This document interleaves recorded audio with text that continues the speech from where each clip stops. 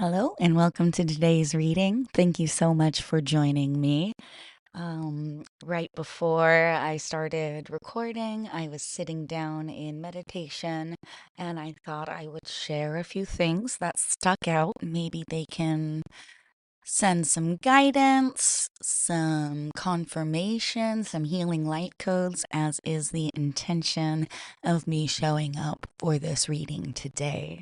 So the first message was going from restriction into expansion, from restriction and feeling bound and tightness and growing out of that container, shedding that skin because we no longer fit into it, inviting expansion, the energy of expansion to replace that feeling of restriction. So just a slow invitation, invite that into your body, to your energetic field, and ground it down deep. Also, how can we get comfortable showing up right before? As I always do, get a little nervous. What can we do to make ourselves more comfortable showing up, especially when the circumstances appear to be very scary? What can I do to make myself more comfortable in the now moment? For me, the answer was water, tea, and fuzzy socks.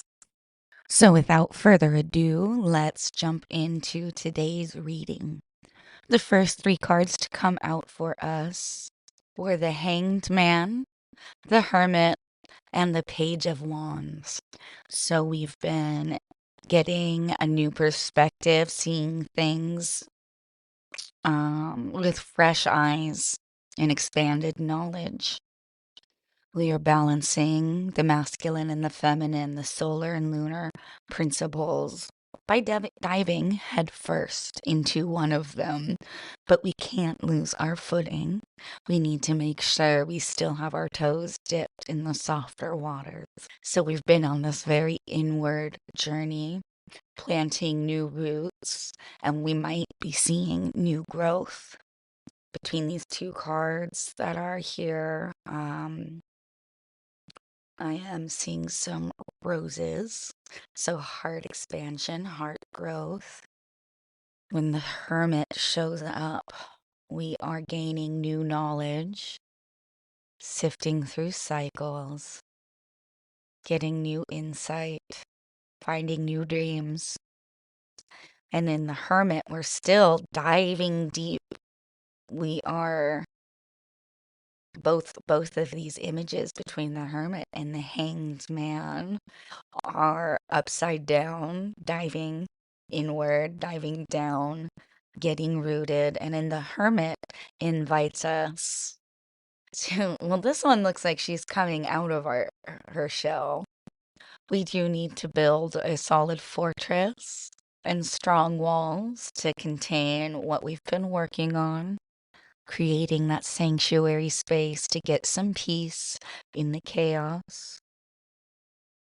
But the Hermit can't stay there, just like we don't stay suspended in the Hanged Man. This Page of Wands is ready to burst forth with this creative idea and ground this new inspiration into reality. Also seeing that direction from that fire on top of the Page of Wands going down into the soil. She's been gathering her resources, her allies, has one foot on the ground, the other braced to make change. And this is the pause before the breath, before releasing the string of the bow. We're understanding that we can do this. We have what we need. And that we can go forward in this new inspiration, this new project. And let's see what else the cards can bring forward. With the Seven of Pentacles, I'm immediately drawn to her having this cloak. Again, having what she needs for this journey, being protected. And also, she has this book. So the first thing that popped in my head was You take a look, it's in a book, reading Rainbow. So maybe some bibliomancy would be very appropriate for you at this time. But in that spirit, I'm going to touch into the book and see what this creator has to say about the Seven of Pentacles. The Seven of Pentacles signifies income, personal gain, and return coming from areas of your life in which you have labored. So it's been paying off. The hard work you've been doing, that deep dive, is going to be paying off. The bounty of your harvest has justly grown because of the love and energy you've put into this metaphorical tilling. So, with the Ten of Wands, we've been taking on a lot. We've been overcoming this monumental challenge, and we've been rising above the confusion, the despair, the all lost in the thoughts. And we're getting this new insight, getting this clarity, seeing the stars, this waning moon or waxing, the crescent moon. is coming to light. It's becoming full. But with all of this Ten of Wands, there is that burden. So how can we make ourselves more comfortable right now? Starting small, starting with the closest thing to you. The Ten of Wands asks us to delegate tasks. Are we taking on too much? But we have been doing this hard, heavy work. And the Page of Swords, we're learning how to speak our truth. There's lots of options, but the Page of Wands, or sorry, the Page of Swords wants us to speak from the heart. We have that rose again in the middle, radiating our truth. So the Page of Swords is getting comfortable with these. They understand the dark and the light because they've been there, and they're able to speak to that. So in this reading, we want to speak the truth of overcoming these hurdles because we've been transforming, diving deep, doing the work, and able to speak our truths. Let's get a card to expand upon this further. Brigid popped out. My first shuffle came out very messy, so I put all the cards back that popped out, but she was in there and then insisted, no, I have a message to bring forth from that heart space, wearing her blue cloak of truth, that we are one. And Brigid says, we are the Fae and the dragon. We are the blood of the ancients and the blood of the star seekers, woven till indivisible, yet each strand working its magic. We are enchanted and practical. We are mothers, daughters, fathers, and sons. You are the wise woman, the crone, the hag, the maiden, the light-footed innocent, the courageous mother bringing forth life from her womb. We are born into blood, and this blood within us is of our ancestors. Our ancestors know that our bloods have mingled many times, and that those of us who seek to distinguish ourselves from each other know not the truth. I am one. You are me. I am you. We are one. That is the truth of the nature within you. Find the magic of the knowing. Find that which you fear and know within your own blood and heartbeat. For that is the way to conquer all fear, all ignorance, and all separation from the mother. You are her. She is you, and she is within you and will remain with you forever. There is nothing beyond her, and to deny her now is to deny what you are. I am dragon. I am fae. I am goddess. I am human. I am all there is, and there is all in me, just as there is all in you. See this and cease to seek separation. What a heavy but beautiful message. I mean, really, it is the message in these spiritual practices that come up, and they all come with different voices, different energies, different vibes. And I am happy to bring forth this message for you today. So, as we are finding this inner truth, this oneness, can I have another card of guidance to expand upon this message that we can bring forth into the light today? Nurture all you love. So earlier today, especially with this cat imagery, I have the privilege of a wonderful shoulder cat, and I found it just so grounding to have her there purring and anchor into the current moment. And my heart was so flooded with love and joy and presence just to be there holding this beautiful, perfect kitten. So tapping in, nurture what you love, and that's going to bring out the best in everyone around you, including yourself. So there's a softness, a tenderness, and we need to start with yourself. How can we get more comfortable showing up in this moment? How can you nurture yourself so that you can nurture what you love, this passion project you're coming to sit to, this truth? Nurture all you love, because if we are one, it's an act of self-love to love others and vice versa. But we do need to tend to our containers. So drink some water. I'm noticing a lot of blue in these two cards with color that just came out. So we are definitely working with that throat chakra, being able to speak up and speak out. Hey, we got some cards that popped up. Hops and poison ivy and poison oak. So bringing some dreaminess, some lightheartedness to it. But also, poison oak has some boundaries. Let's see what the book has to say for us, because it's just so gorgeous. Hops is our childhood friend who takes our hand and says, "Let's take the rowboat out." Hops is the neighbor who says, "Sit in this rocking chair with me and listen to the wind." Hops is a collector of time and space, of quiet and laughter.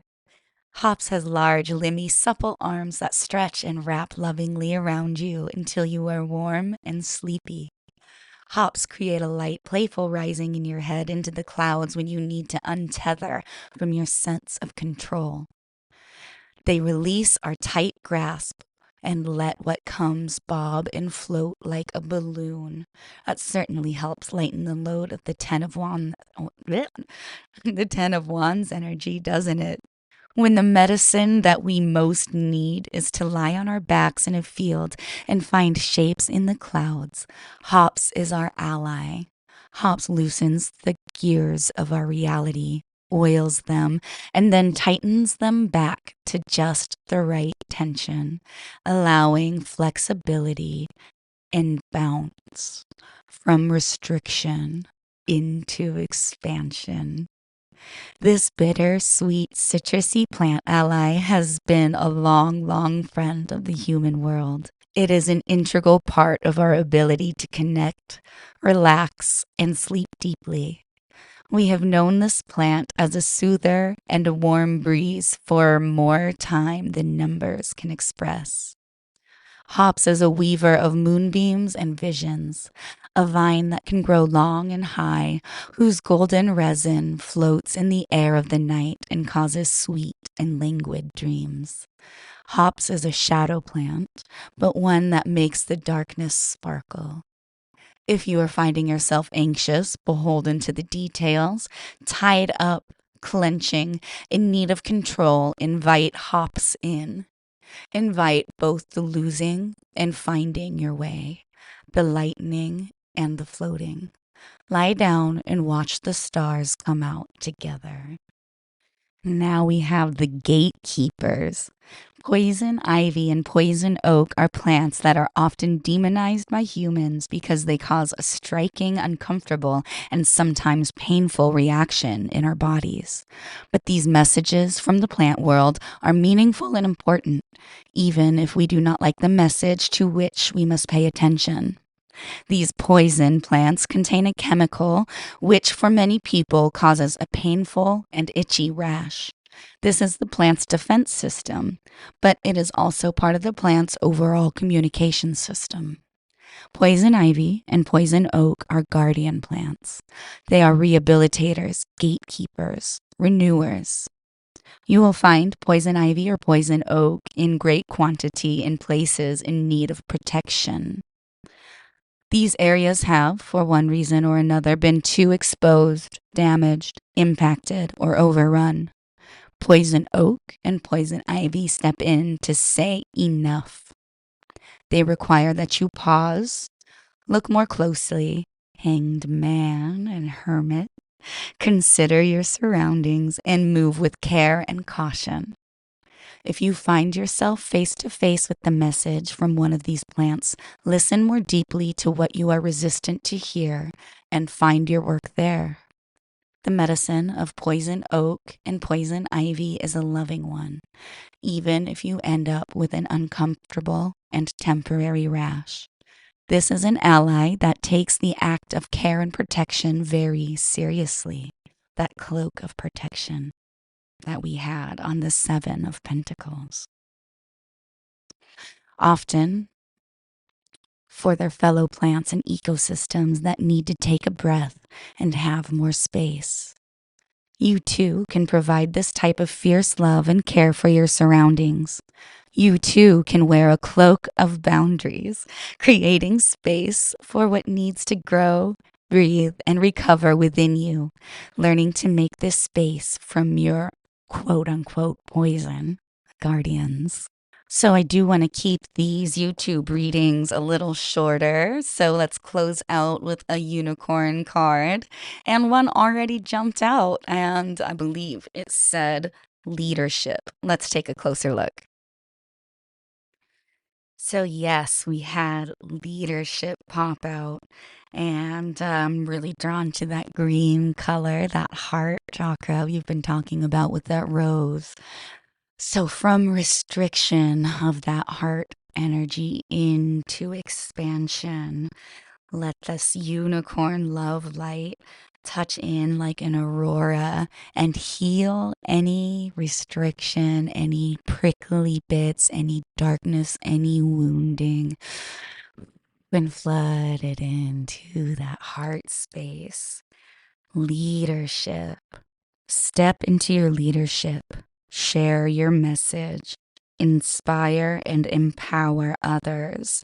So, Spirit is here confirming that you can go forward and confidently and comfortably speak your truth because you are protected, and we have a beautiful message to share, and the world needs to hear it. It is ready to hear it.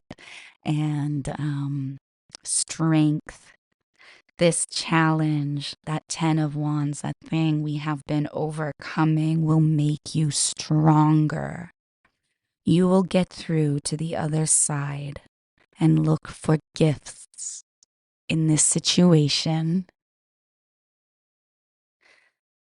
So strength and leadership, what a beautiful energy to be stepping into. I hope that we can find some healing codes in this as we step forward on this new seed of inspiration and action you've been taking. Much love. Thank you so much for joining me today. Bye.